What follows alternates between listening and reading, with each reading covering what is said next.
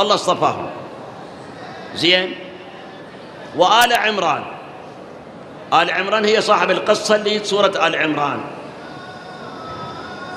شفت، انتبه عزيزي، شفت 4-5 روايات مروية عن الإمام جعفر الصادق والإمام محمد الباقر، وأظن أنا الآن إذا مو غلطان عن أمير المؤمنين سلام الله عليه.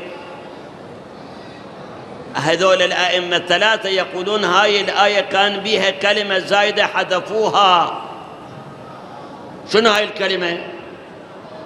الآية هكذا قالت: إن الله اصطفى آدم ونوحا وآل إبراهيم وآل عمران وآل محمد على العالم.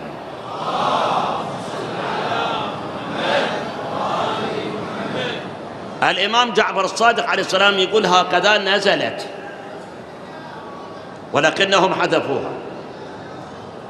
خلص أنا بعد ما أعلق، أنا بس أقول لك كلام، لو أرد أعلق أكو مكان تعليق هواية. أي فكلمة آل محمد كانت ضمن هذه الآية، لكن تدري السلطة اللي قامت بعد رسول الله ورادوا حسب تعبيرهم يندونون القرآن، السلطة كان موقفهم ضد آل محمد. شيء طبيعي، ما يصرف لهم هاي الكلمة يخلوها، صار ما صار. نجي إلى آل عمران. آل عمران، عمران هو جد عيسى لأمه، يعني أبو مريم.